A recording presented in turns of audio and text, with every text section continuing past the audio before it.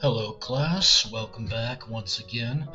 Today, I've invited you around my little campfire here today, for we are going over an urban legend that is pretty big in the state of Minnesota.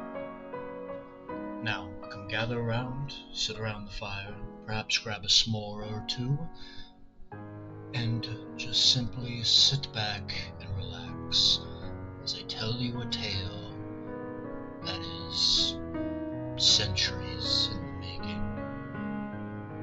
That is the tale of the Dead Man's Trail in Thief River Falls, Minnesota.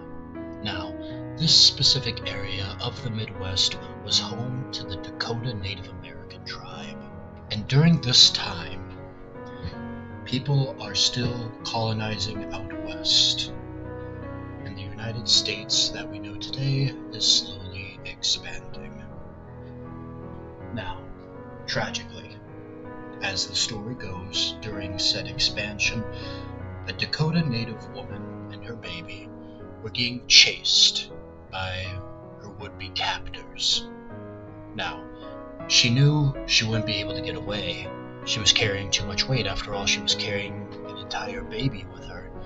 So she made the hard decision to hide her baby by the bank of a river, hopefully thinking to herself that when she escaped her would-be captors, she would simply come back for her child and they would make it out of this together.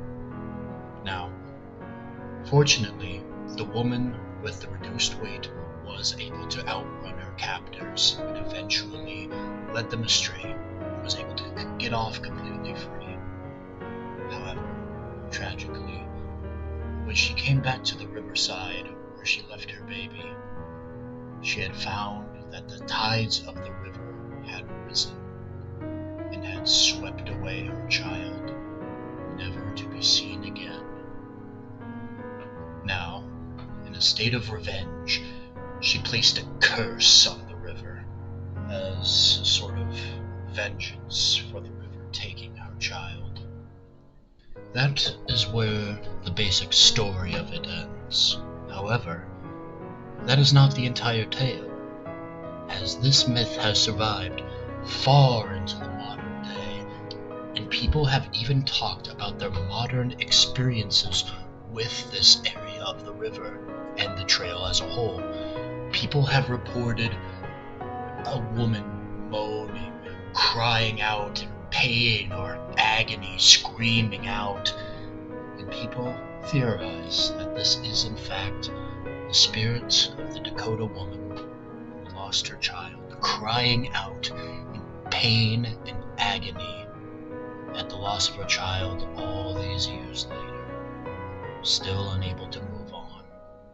Now, people have reported calling out to this voice in hopes of perhaps helping the spirit.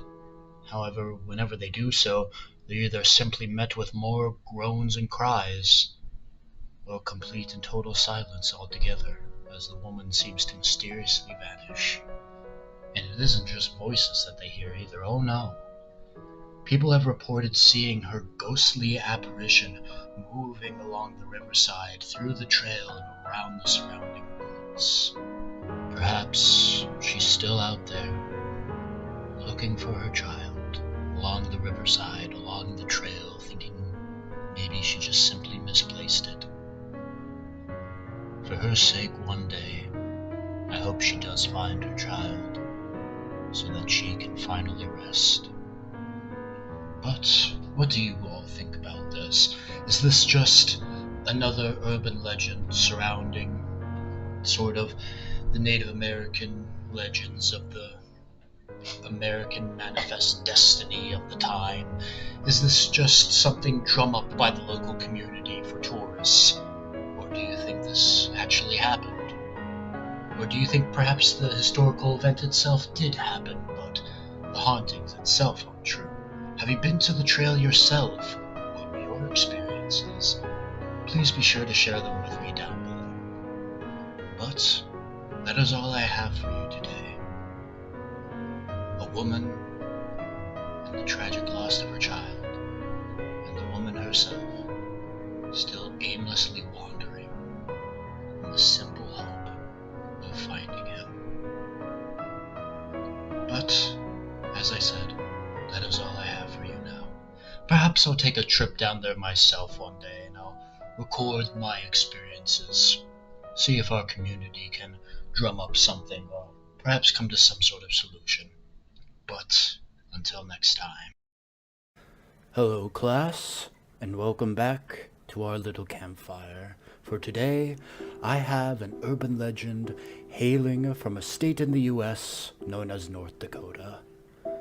What many consider to be a simple flyover state is secretly abound with tales of horror that would make even you in the audience, who I am sure have studied nothing less than the most spine-tingling tales, especially along our journeys, would still make you shiver in your very boots.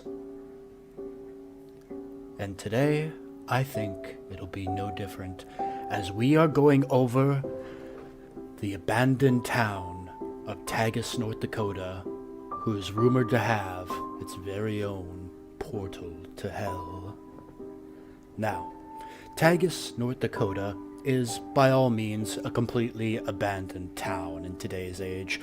The last business there closed in 1976, and nothing else has opened there ever since. And to my knowledge, aside from perhaps the damned souls, nobody lives there either. Any single one of you can visit this place for yourself. No one will stop you. There is no entry, it's not some tourist location where you have to pay for a ticket or anything of the sort. You can walk right in, but be warned. You may not wish to remember the things you see in here. Starting off with some of the slightly more tame supernatural aspects that are said to go on in this town. There is a tombstone located in the town cemetery that is said to glow in the dark at night. Also, there happens to be a ghost train that passes through the town that many have reported, perhaps carrying off the souls that were managed to escape finally into the afterlife to rest. Or perhaps long ago there was some kind of disastrous train accident, keeping these souls locked here for all time. As you go through the town and you see these anomalies, it is said that you can hear strange sounds throughout the town, mostly weeping, crying, wailing. And if you listen closely to some of the houses, you may even hear the distant sound of infants crying, wailing in their cribs, wondering simply where they are. However, these things, as I've said before, are, by comparison, relatively tame. And many places report to have them, many haunted hotels, haunted lands, old graveyards. What makes this place so special, in my opinion, is that of the St. Olaf Lutheran Church. Now, this church was, as I said, of the Lutheran denomination of Christianity. However, it was officially burned down in 2001. But what was going on before its burning down was what truly makes this place oh so horrifying. See, despite its name, many say that the church wasn't exactly Christian, as to put it, as through the 80s and 90s, people reported that devil worshippers gathered in the church, doing sacrifices, and not just of animals either. It is rumored that there was even times where they would perform human sacrifices, and even in some extreme cases, reports of possible cannibalism were reported inside of the church. And it is said that in the basement of this church were these devil worshippers, practiced their dark arts, that there was a door with an upside-down cross on it. And if you opened this door, due to all of the horrid, unimaginable things that were practiced there, the door would lead you straight to hell, deep underneath the Earth's crust. Now, these stairs are now supposedly filled in and are inaccessible. However, you can still tell where the staircase was located, for it is said that if you stand above it, you can hear the screams of the damned themselves. And to add some possible credibility to this, other people who have visited this town have reported that bloody hellhounds patrol the town.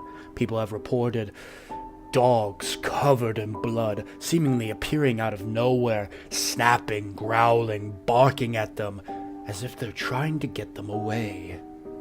Now, any possible attacks or deaths from these supposed hellhounds, to my knowledge, have never been reported, so perhaps they are simply guarding something, and that no one has gotten close enough to warrant lethal force, or perhaps they're just toying with us. Who knows? But that is the tale of Tagus, North Dakota, an abandoned town turned Satan worship paradise, and a possible gateway to hell, and a place where damned souls are forced to linger and stay in pain for eternity. But what do you all think of this place? Is any of this real? Does any of it have warrant or possible belief? Is some of it true, but other parts not?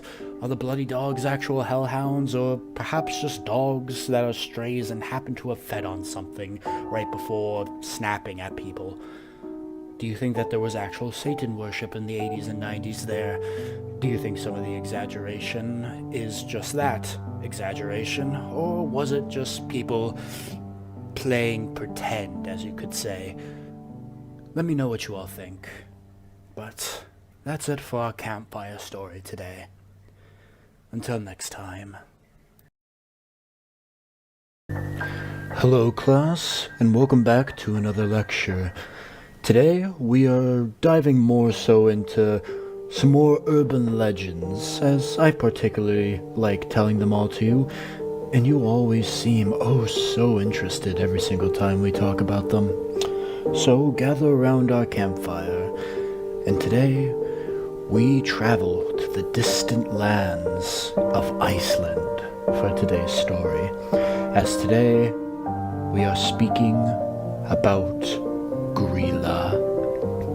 Now, for those of you who aren't particularly well versed in Icelandic folklore of all things, you may be wondering who gryla is.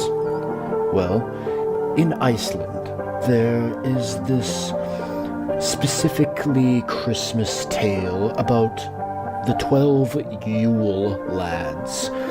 Now, these Yule lads can kind of vary in their meaning depending on the story. Sometimes they're just simply mischievous, other times they are dark and twisted. It depends on who's telling the story and depending on exactly which version you're going with. But the one constant, the one thing that always remains the same throughout all of Iceland with this tale, is that their mother gryla is by far the most evil of them all. Now, gryla is an ogre, or a giantess, some say. She spends most of her time hiding out in the mountains of Iceland. She has cloven hooves, unnaturally long arms, a horribly ugly and disfigured face, and above all, hungers for human flesh, specifically that of children. Don't get me wrong, if you're an adult who gets in her way, or she just happens to be particularly hungry that day, she'll still target you all the same. However, quite morbidly, it seems that the children are her preferred meal of choice. She rarely leaves her mountain cave. The only time she does is during harsh winters and blizzards, where the snow hides her tracks, leaving her untraceable to any normal means. It is said that how she targets her victims is that she waits to see children who are perhaps lost in the snow or were left unattended while playing outside, or other quite sad things of that nature, and she'll drag them away in the blizzard before mysteriously vanishing just as quickly as the blizzard came, with their children never to be seen again. Now, you may be wondering, surely just this one creature could not stand to an entire town, per se, or a good mob of people who happen to catch her in the act and happen to follow her, perhaps track her down, rescue the kids that she's kidnapped before she can do something horrible to them. People have tried. Trust me, for hundreds of years they have tried. But it is always said that whenever such mobs or desperate parents or friends of these kids try to follow her into the storm to try and desperately rescue their friends or their family, or just simply to be a good Samaritan, that the mobs also vanish with the storm, just as she does every time. Now, with all this being said, you can definitely see why she's been feared for hundreds of years now in Iceland at this point. However, despite her infamy, and despite how widely known her name is across Iceland, no one seems to be able to definitively say how she came into being. There are theories, of course. In fact, there are two main ones that seem to be the most often told. There's one that says that, just like any of us, she was once human. But during a particularly hard winter, her and her husband and her kids were running out of supplies, they were running out of food, they were running out of firewood, they were running out of drinking water to use, running lower and lower on resources until one day, in an act of pure, dark desperation, her and her husband ate their own children in order to survive. And survive they did. But what they became was not human. And they say that this dark act of cannibalism is what gave her her dark powers and what disfigured her so, as her and her husband committed an act so vile, so unthinkable, even in terms of desperation of a harsh winter, that it was simply a crime that could not go unpunished by nature. Now, the other story as to how she came into being is quite interesting. There's a version where Gryla was actually God's first attempt at making humanity. Obviously, with her disfigurements, her appearance, and such, she was deemed a failure. However, God couldn't quite end his creation, despite how obviously horrible she was, not only physically appearance-wise, but with her tendencies, to say the least. Despite all of that, he could not kill his creation, and so he simply exiled her to Iceland, which is why she currently resides there. Another thing that is so absolutely terrifying about her is that she doesn't even need to necessarily eat you to kill you. It is said that simply gazing upon her is enough to kill you. Now, with all this being said, you can understand that perhaps these tales were considered to be a bit dark, and they are, and especially for the time of when they were first coming out, hundreds and hundreds of years ago. And so, So graphic were these stories and so traumatized did it occasionally leave children that in 1746, stories of her became illegal to tell across all of Iceland. Now, this obviously didn't kill off the legend of her. Instead, it simply adapted the story a little. Stories became a bit more whimsical about her and the Yule lads, and the story started to focus a bit more on the Yule lads themselves, whereas, oh yes, these Yule lads are whimsical and nice, oh, but watch out for that gryla. It slowly shifted away from dark, depressing cannibalism of telling your children not to go out on their own, to simply talking about, oh, those 12 scampish little Yule